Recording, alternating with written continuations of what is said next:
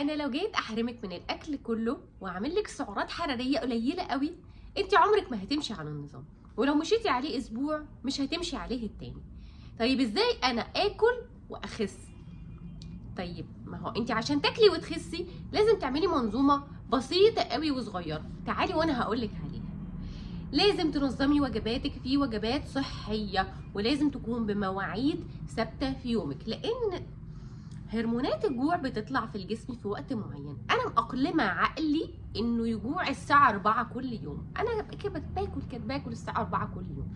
هيجي الساعه 4 هلاقي نفسي خلاص هاكل اللي قدامي، حتى ان كان هيلسي نون هيلسي، ملتزمه، عندي اراده ما عنديش اراده، الجوع هيوصلني لان انا لخبط. يبقى انا اعمل ايه؟ قبل ما احس بالجوع لازم ابقى موضبه وجباتي، لازم يومك يكون منظم ويكون وجباتك جاهزه عندك في التلاجة عشان ما تبوظيش نظامك، لان هرمونات الجوع والشبع بتطلع في الجسم بميعاد محدد. يبقى اول حاجه بنعملها ان انا لازم انظم مواعيد اكلي. خلاص نظمت مواعيد لاكلي في اليوم، انا مش هجوع في الاوقات التانية. يعني كده انا اتخلصت من عاده كانت بجد بتخليني ازيد في الوزن، وهي عاده ايه؟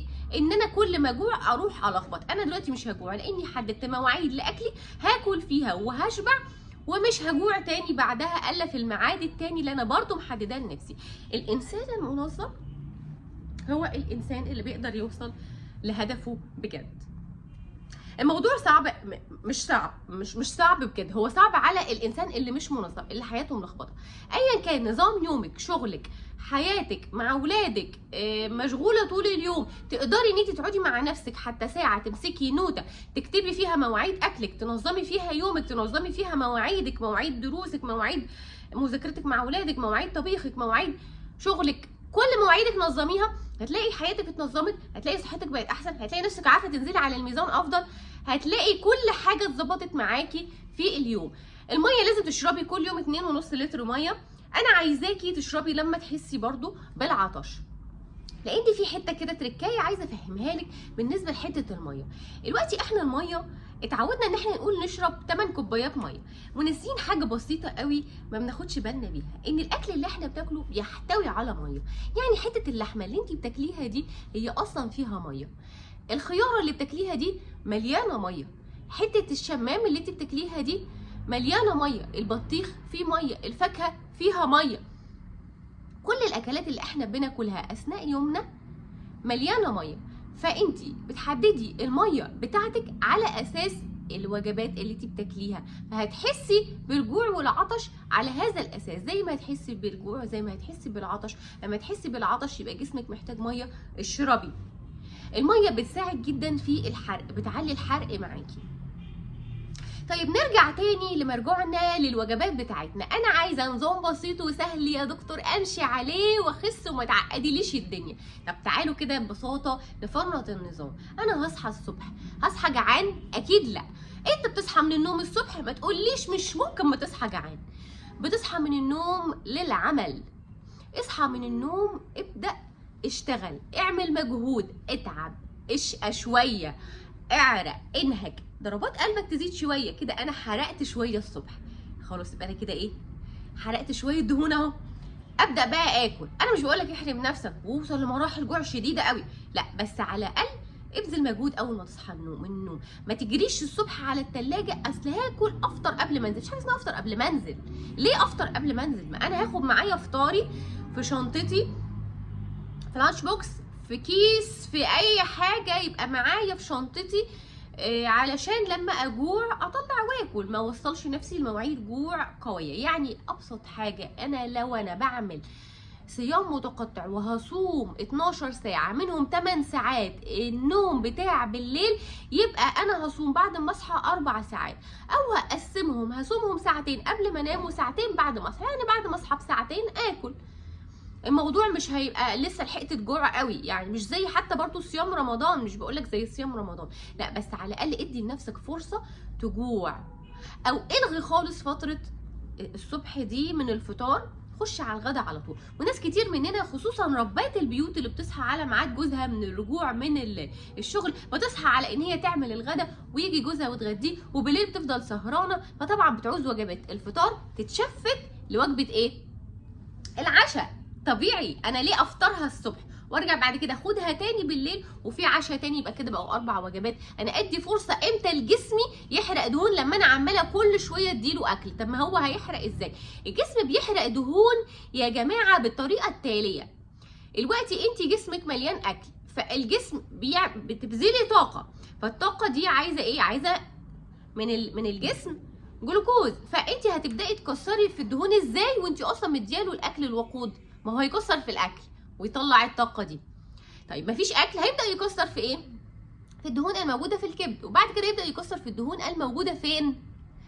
في العضلات، في الجسم نفسه بقى. خلاص يبدا يكسر في الدهون اللي انت عايزه بقى تخسيها عشان تخسي على الميزان.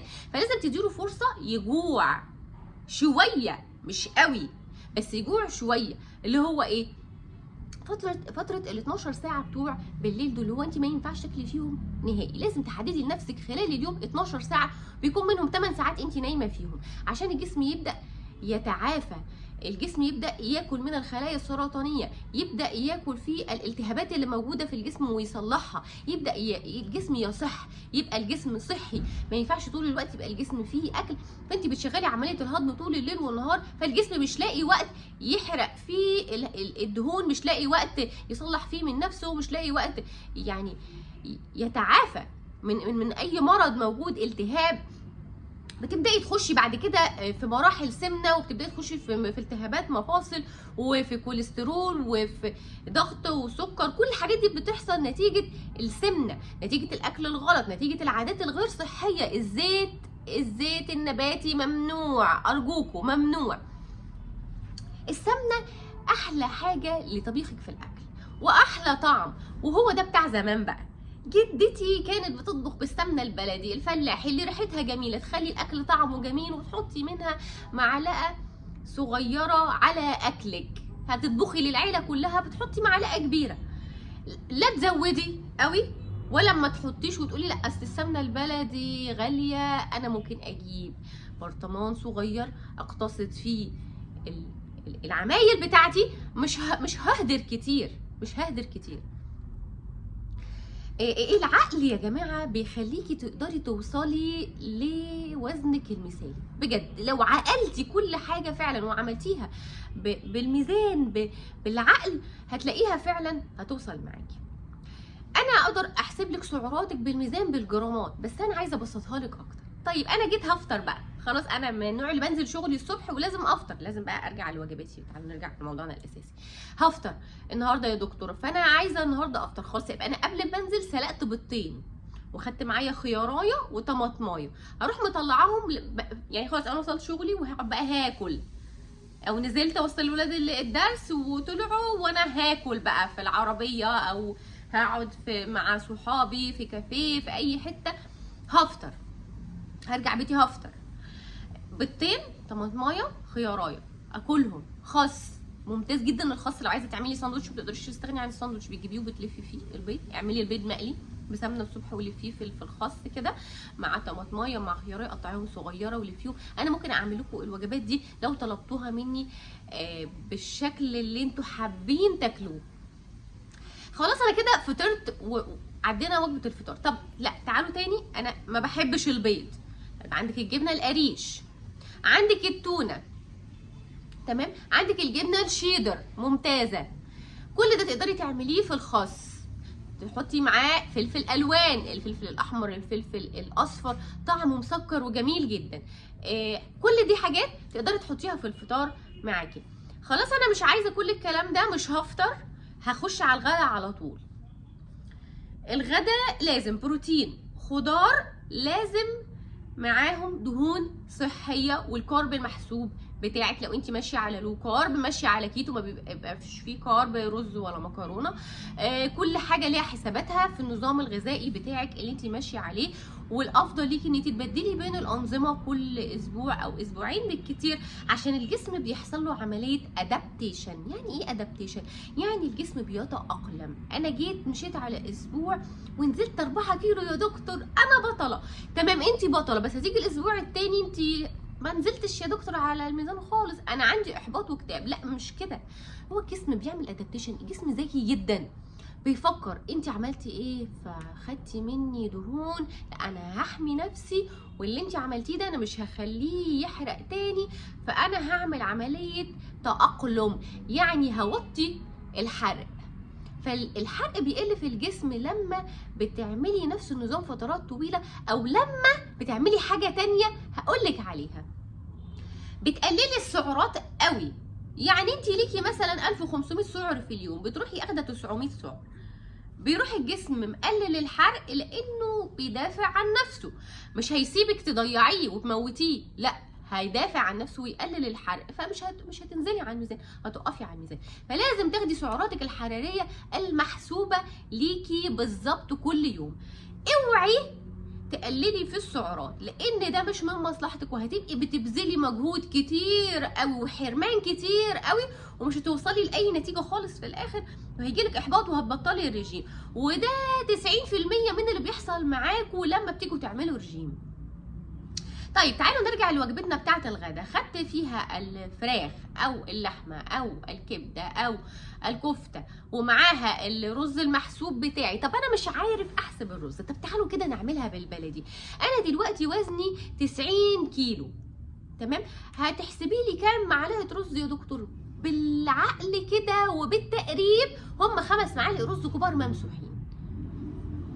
شوفي بسطتها لك علشان ما تجيش تحطي لي طبق رز كبير كده. اصل انا وزني 100 كيلو، فانا لازم اكل طبق رز كبير كده. الكميات دي مش موجوده اصلا في اي وزن اصلا ولا اي نظام. كبيرك 5 معالق رز كبار ممسوحين.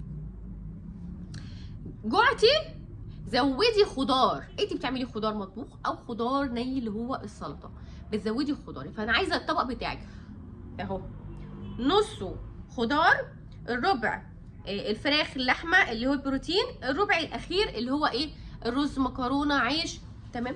انا افضل النشويات اللي هي الرز، العيش، المكرونه، بفضل فيهم الرز. اول حاجه تعالوا نتكلم عن الرز. اول حاجه بفضل الرز برضو البسمتي. عرفتي تجيبي الرز البني ممتاز. بعد كده الرز الابيض بتاعنا. خلاص انا نفسي في مكرونه، خدي مكرونه. نفسي في عيش، خدي عيش. بس انا بقولك على المفضلات الافضل لجسمك لصحتك. كمان مع الرز في البطاطس، يعني يا بطاطس يا رز. يا ريت تبدلي بينهم حتى يعني ايه معظم ايام الاسبوع بتاعتك. كمان البطاطا معاهم، رز وبطاطس وبطاطا. خلاص انا خلصت وجبه الغداء، تمام؟ تعالي بقى لوجبه ايه؟ العشاء. عايزه تكرري نفس اللي اخدتيه في الفطار، تمام؟ بس انا بقى بفضل حاجه مهمه جدا، تركتين كده لازم تعمليهم في العشاء. عايزه اقولك عليهم، هما فعلا بقى السر اللي هيخلوكي تخسي. في العشاء شيلي النشويات خالص. يعني لو هتاخدي البيضتين ما تاخديش معاهم العيش. خلي سعراتك في العيش في الفطار وفي الغداء، بلاش تخليها في العشاء. هتفرق معاكي جدا بعد كده في نزول الوزن في الاسابيع اللي بعد كده المتقدمه. خلاص، يعني هتاخدي مثلا البيضتين او البيضه، في ناس ما بتقدرش تاكل الا بيضه واحده، خدي بيضه وخدي حته جبنه قريش، تمام؟ وخدي معاها حته خس، خيارايه، تمام؟ خلاص مش عايزه اخد بيض في العشاء، ممكن اخد الزبادي واخد معاها خيارايه، ودي ممتازه بقى جدا. لو انت كمان عندك امساك بتسهل عمليه الامساك وبتخلي الهضم عندك ممتاز. الزبادي ممتازه جدا بالليل وخفيفه وتخلي نفسك خفيف. ينفع اكل قبل ما انام على طول؟ لا، لازم احدد وجبه العشاء بتاعتي في ميعاد محدد، ويكون قبل ميعاد نومي ب4 ساعات. الجسم يهضم عشان اخش لفتره النوم وانا اعصابي هاديه. لو خشيت فتره النوم وانا اعصابي هاديه، هنام بسهوله، مش هيبقى فيه ارق، مش هرمون الكورتيزول مش هيعلى في الجسم، مش هيبقى فيه قلق، وهحس ان انا حرقي هيبقى في السماء، لاني كل يوم هنزل على الميزان، لان نومي هيبقى جيد، لان الهضم مش شغال. ما هو انت وانت جايه تنامي هتنامي والهضم شغال، فده هيعمل لك ارق. لا، انا عايزاكي تاكلي تهضمي تخلصي تخشي تنامي، فاعملي دوت قبل ما تنامي ب4 ساعات. تعالي بقى انت اتعشيتي وخلاص مبسوطه وزي الفل، قبل ما تنامي بنص ساعه عايزاكي تبذلي شويه مجهود بسيط كده، نص ساعه في اليوم، نط في المكان، مشي في المكان يعني، نط حبل، اي مجهود بسيط بتاخديه بتعمليه، وتخشي تاخدي الشاور بتاعك وتنامي. وتعالوا نتكلم على الشاور بتاعك قبل ما تنامي. طيب انت عايزه تاخدي الشاور قبل ما تنامي سخن ولا سقعان؟ يا دكتور انا هاخده سخن عشان يهدي اعصابي عشان اخش انام هاديه. لا، تعالي انا جايه لك بالمفاجاه بقى. الشاور اللي انت هتاخديه قبل ما تنامي هو شاور سقعان، بس هفهمك تعمليه ازاي. الشاور السقعان ما بيتاخدش مره واحده، اروح فاتحه الميه السقعانه فوق دماغي، القلب يقف مره واحده خلاص مش هتموتي فيها. لا، انت هتعملي ايه؟ هتعودي نفسك على الشاور السقعان واحده واحده، عشان بعد كده تبداي ان انت تاخديه، لان هو ده فعلا اللي بيعلي الحرق في الجسم، وهو ده فعلا اللي بيهدي الخلايا العصبيه. بتبداي من رجليكي من تحت، بتجيبي جردل في ميه سقعانه وتحطي رجليكي فيه، ده اول يوم. تبداي تتعودي على ان انت دايما تحطي رجلك في ميه سقعانه قبل ما تنامي. ده هيقلل معاكي التورم اللي بيحصل فيه الجسد في اثناء شهرك كله، في اثناء تغيراتك، في اي امراض بتجيلك، اي تورم، اي التهابات في الجسم بيعالجها. ممتاز. هتحطي رجلك في ميه سقعانه في طبق كده، عودي نفسك يوم 2 3 اتعودتي، خلاص ابدا اخد شاور بس من عند الركبه، من الركبه لحد القدم تحت، ابدا اعود نفسي على الشاور السقعان واحده واحده، يعني ببساطه كده. بعد كده ابدا ازود حته حته حته، ابدا بقى كنت باخده سخن قوي، ابدا اخلي الميه فتره شويه، بعد كده ابدا اسقعها واحده واحده واحده، يوم في يوم في يوم، هلاقي نفسي باخد الشاور السقعان ببساطه، ومن غير ما اكون تعبان، ومن غير ما احس ان هو متلجني، وبالعكس هبدا بقى ان انا استمتع بيه، لانه مهم جدا عشان صحتك، عشان يقلل التورم، عشان يهديكي قبل النوم، عشان يمنع يعني يعمل بعد التمرينه استشفاء للعضلات. تمام. مهم جدا عشان يعلي معاكي كمان الحرق. هتنامي نوم جيد 8 ساعات، من 6 ل 8 ساعات. تمام. هتصحي تاني يوم، انت يومك بيبدا من بالليل، من ساعه النوم، انت ده الحرق بتاعك، فانت نمتي اتنفستي، التنفس اللي اتنفستيه خلال من 6 ل 8 ساعات دول هو ده الحرق اللي انت حرقتيه في اليوم بتاعك كله. انت بذلتي الصبح مجهود كبير وكلتي الاكل الصحي بتاعك، فنمتي، هتحرقي، هتحصدي بالليل، لان حرقك بيتم بالليل في النفس. الحرق بيخرج في النفس في الهواء، وهو دوت الخطوه والسر في عمليه الحرق بتاعك. تعالي اصحي تاني يوم، اوزني نفسك على الميزان، هتلاقي نفسك نازله على الميزان، وصدقيني في الاول هتنزلي كمان بالكيلوات. الموضوع سهل وبسيط. اتبعوا التعليمات وقولوا لي في الكومنتس اللي عايزاني احسب لها السعرات الحراريه بتاعتها بالتفصيل، تقولي على وزنها وطولها وعمرها، وانا هحسبه لها. ولو عايزه متابعه هبعت لكم اللينك بتاعي، وهبعت لكم رقمي للمتابعات.